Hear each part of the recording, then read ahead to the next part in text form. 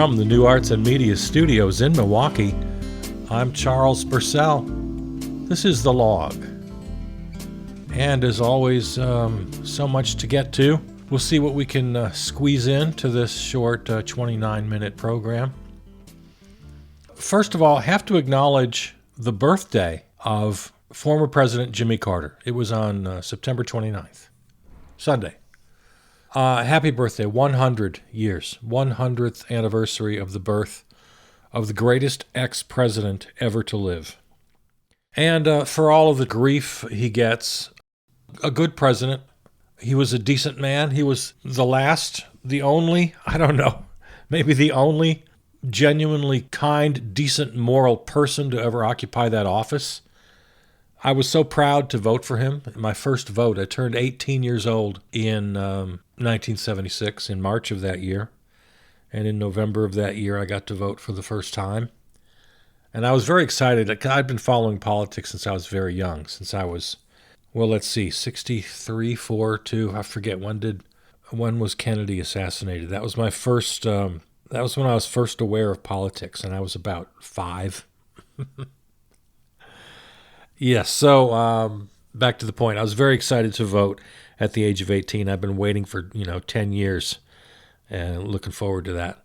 And just so proud to cast my first vote for Jimmy Carter. And that never waned. To this day, I'm proud of that vote and proud of that man. He's a great man.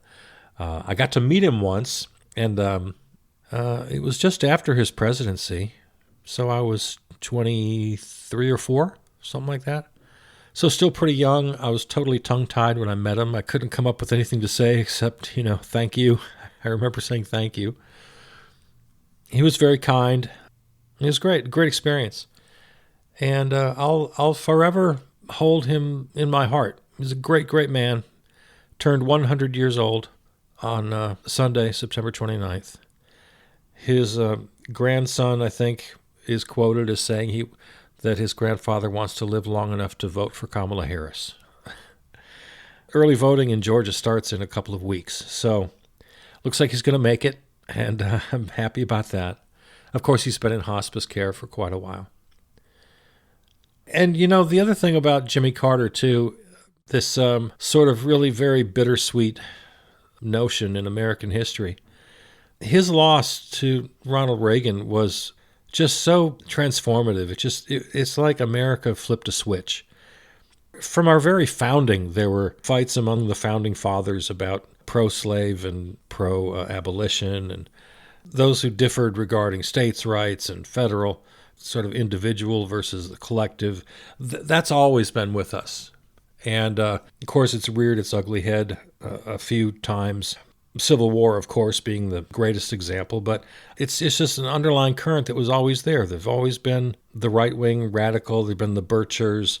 So the divisions have always been there. But one of those big moments, and the one we live with to this day, it was when Ronald Reagan crushed Jimmy Carter. And America sort of decided what it wanted to be. And ever since then, it's been this really steady decline, kind of a rapid decline, into just right-wing mania. And, Ronald Reagan, you just draw a direct line from Ronald Reagan to Newt Gingrich and the Tea Party and the whole bit, all the way to Trumpism and our current state of affairs where fascism is just rearing its ugly head. And those of us in 1980 who were shouting these warnings, we were shouting from the rooftops, you cannot elect this Hollywood buffoon who's just a mouthpiece and, what's the term I'm looking for? Oh, useful idiot. Yeah, Ronald Reagan was a useful idiot for that whole movement.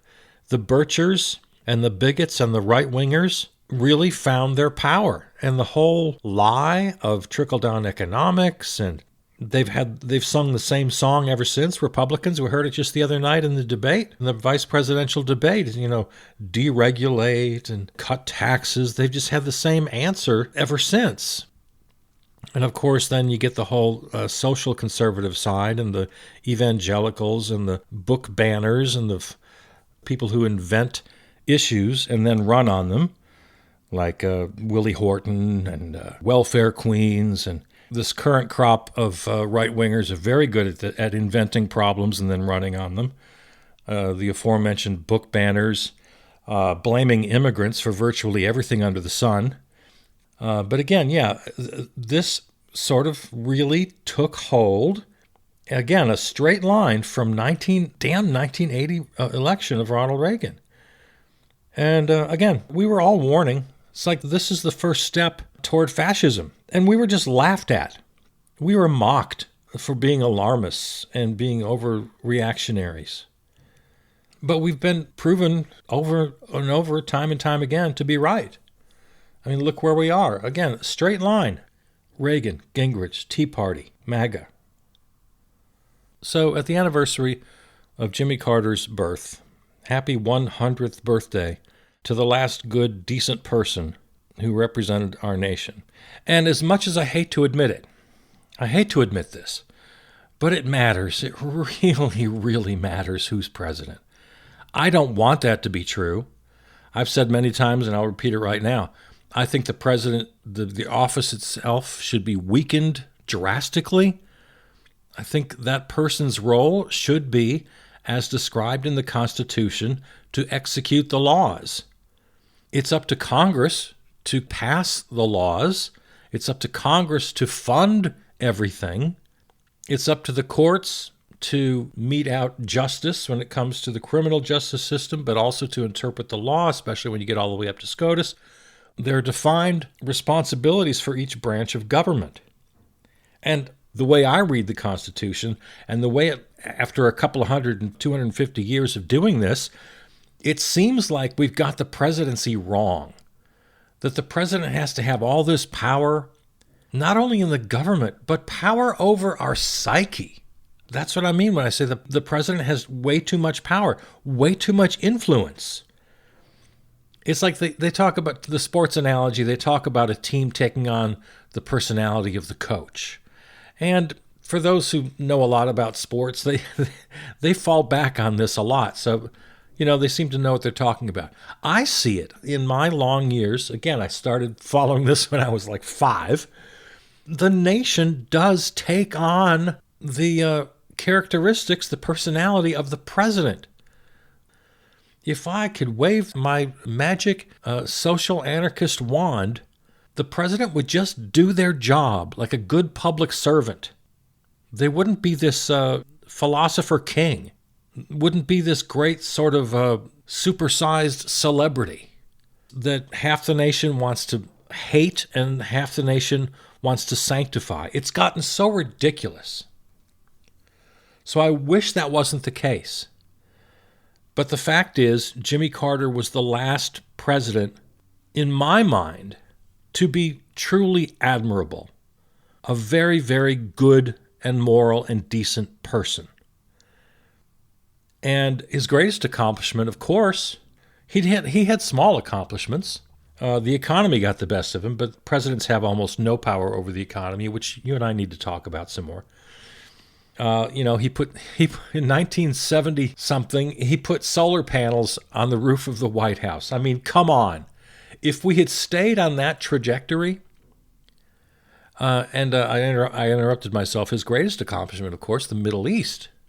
He just did fantastic things about the Middle East. There was no president, no politician, no public servant, no American in my lifetime who was more expert on Middle East policy and more successful in implementing American persuasion for the good.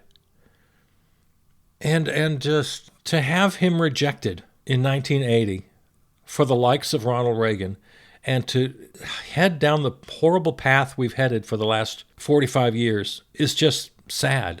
And you can't overstate the regret we ought to have about that. So, happy birthday, Jimmy Carter. Last note, shame on the national media for just ignoring it. I imagine it got a couple of mentions in the news, a little 10-second mention. There should have been tributes. There should have been 2-hour network specials. There should have been documentaries and celebrations and fireworks and concerts. There should have been a celebration of this man's life at 100 We should have just stopped everything and just shown him all the love. And that didn't happen because we don't live in that country anymore. All right. Israel. Okay. Switching topics here. Well, speaking of Jimmy Carter, like I said, too bad he's not around when we need him. The news is moving way too fast for me to do it any justice right here. Iran, obviously, as you know, if you're following the news at all, they're tossing missiles, and Israel has lost some soldiers. You know, when hundreds of people die at a time, when hundreds of people in Gaza and Lebanon and the West Bank, they're just falling every single day. And then we get these big headlines. Oh, 8 Israeli soldiers die. The double standard is just shocking. Anyway, yeah, you know the stories. Missiles are flying. Israel's Iron Dome is mostly holding. Everybody's concerned that it's going to escalate even more. So it's all moving too fast for me to do it any justice right now. But I will say this, and I want to say this today. I will always side with the oppressed rather than the oppressors. Sometimes it's hard to tell the difference, but it ain't hard to tell the difference here. Israel has been the oppressor now for decades. You know, maybe in 1948 when they were the little state that could, and they had all these hostile players around them and they needed protection. Yeah, maybe for the first 10 years or so, they were, the little state that could. I've said before, without apology, it was a dumb idea to put them there in the first place. The collective worldwide guilt over the Holocaust. So it was all well-intentioned, but it was just a really dumb idea to establish Israel on that particular patch of land, displacing hundreds of thousands of Palestinians. It was just crazy. But, okay, we can't go back to 1948. Here's where we are. But for several decades now, Israel has been the oppressor. People in Gaza and people in the West Bank have been the oppressed. There's been genocide. There's been colonial genocide. So, yeah, I'm always going to be with the oppressed and not with the oppressors. Think of it, here's the analogy here's how I think about it. Hamas and Hezbollah.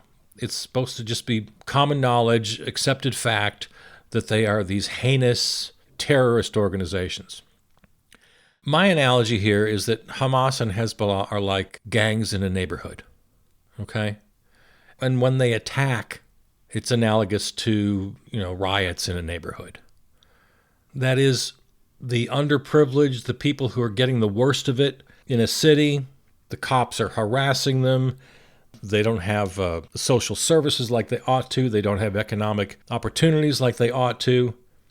And it gets bad. And then something happens.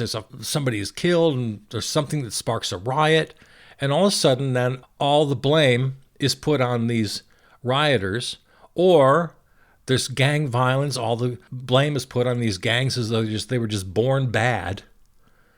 When there are all these elements, these fundamental elements that gave rise to the gangs and gave rise to the unrest and gave rise to the riots. Now, am I condoning riots? Of course not. Am I condoning gangs? Of course not. I'm acknowledging their origins. That's all. And if you take this analogy from a neighborhood or city level to an international level, that's what Hamas and Hezbollah are. They're basically gangs, and they're only there because of the conditions that gave rise to them. It's the reaction to oppression. As Martin Luther King Jr. said, a riot is the language of the unheard. Remember that quote? I'll say it again. A riot is the language of the unheard. It doesn't excuse the riot. It doesn't condone the riot. It acknowledges where this is coming from. And if I could push this analogy just a little bit further. Now, for me, in this analogy, Iran is the bad actor, just like some neighborhood criminal kingpin who takes advantage of the situation by embracing these street kids, by funding and exploiting street gangs. Iran is the bad actor exploiting the situation, embracing and funding Hamas and Hezbollah for their own nefarious purposes. Okay, that's the end of my analogy. but that's the way I see it. And that's why I can't get behind Israel. For my money, they're just on a murder spree at this point. The war crimes are incalculable at this point. The international community, the United Nations, every civilized nation on this earth has condemned them for their war crimes. Israel, they are the bad guy. They've been the oppressor. They've had their boot on the neck of Palestinians for 50 years. And so when there are uprisings and when there's violence and when there's rock throwing, now you use that as an excuse to wipe out entire people. And when Iran, their sponsor, exploiting the situation, gets involved, now you got a full-on war. All of this was preventable, and all of it can end with a ceasefire and diplomacy. There are oppressors and there are oppressed. And there are reasons. They don't justify violence. No one here condones violence. I certainly do not condone violence ever, and I never will. But if you don't acknowledge its origins, you can't ever do anything about it except continue to engage in this vicious, violent cycle. That's all. So, Israel can do it with a snap of a finger. Israel can just stop. Just say no more. Just stop. Ceasefire now. Just declare it. But they won't do it, of course. But they can. They have the power. They have all the power to do this. The power dynamic is just crazy. I got to talk a little bit about Hurricane Helene. Once again, you don't need me to hear the news. You got all the news that you ever need to hear on this. I'm going to take a step back and just say what I've been saying ever since the San Francisco earthquake of 1989. There's no such thing as a natural disaster. Almost every time there is a natural disaster, you can point to social reasons and economic reasons why some people are hurt and some people aren't. Many stark examples. The poorest people hurt the most. The kind of forbidden thought that I dare not even express. I couldn't help while all this was unfolding thinking about Ron DeSantis and the other red state governors and mayors who want to deny climate change, and then this hits them. Again, I wish no ill on anyone, especially innocent citizens of these red states. But damn, talk about capital K karma for these just rabid right-wingers who literally take any mention, forget about the funding. They don't even want to acknowledge that it exists. They take any mention out of legislation. They actually pass laws that you can't use the word climate change. You can't study it. You just can't do anything about it. So just crazy. And then this story, oh my God, the story of this plastics factory, Impact Plastics. I've seen different reports. 2 dead. Another headline said 3. One said 4 missing still. An earlier headline, there were 10 missing. Anyway, workers at this Tennessee plastics factory, they said they weren't allowed to leave until it was too late. The parking lot and the roads heading out of this place were already covered with water. They were already starting to flood. So some people got out. A lot of people didn't. A lot of people were trapped. A few killed, many missing. I guess a few found since then. But just, oh my God, such a damning story of this this Impact Plastics specifically, but of capitalism generally. I can say personally, I've had jobs where I've had bosses tell me, and I live in Wisconsin, right? I live where it snows. I've had bosses tell me when the weather service is saying this is a snow emergency, stay home, don't go out. I've had bosses tell me that if I don't show up for work, I'm fired. I've had that personal experience, and I'll bet you have too. Or I'll bet if you haven't, your neighbor or somebody in your family has. Yeah, I've been literally told that in a snow emergency. I say, look, the weather service says I shouldn't drive. Oh, it's not that bad. Really, I don't want to come in. Well, you have to. If you don't come in today, just don't come in at all. I've had that more than once. Off the top of my head, I can think of 3 different employers who told me that exact same thing. So this is the world we live in, right? Yeah, Hurricane Helene. Man. No time today to get to the vice presidential debate. That's okay because you didn't miss anything. I'll just leave you with this. In and of itself, the debate, not really important. It's a vice presidential debate, doesn't mean too much. The biggest takeaway I had, for all of his faults, and he's got plenty, J.D. Vance isn't dumb. Nobody's ever accused him of being stupid. He's a smart guy. And he knows that he's hated. He knows that his favorables, as they call them, are way underwater. And so he invented this role. He played a new role where he was this sort of very smooth, nice, almost cordial kind of a guy. He said nice things about Tim Walz, and they agreed about a few things. And he kind of suckered Tim Walz into it. Walz kind of got knocked off his feet, and he sort of joined him a few times. So the whole thing, most of it was kind of pretty cordial, pretty friendly. And several times they agreed on things. So Vance had quite a successful night in creating this new character, and he played it very well. And he totally hid. The real J.D. Vance is pretty easy to find. He's been doing podcasts for the last 10 years. He wrote a really kind of racist, weird book. And every day out on the campaign trail, he says worse and worse things, and the whole migrants eating cat stuff. And, he's a genuinely weird kind of tech bro, hedge fund, neo-Nazi weirdo. We spent a good long segment on this program breaking down his convention speech here in Milwaukee, where it was soaking in blood and soil philosophy and rhetoric. Just straight up neo-Nazi, frightening kind of rhetoric. So we know who he is. We got miles and miles of tape of him on podcasts and giving speeches. And he's really the worst of the worst. And here he appeared very reasonable, very normal, not weird at all. Of course, he lied like a psychopath. That was really the frightening thing. He was able to lie so effectively, and so the lies just slide out of his mouth so easily. It's frightening. It's like his superpower. I mean, only a psychopath can lie like that, and he was lying about just literally everything.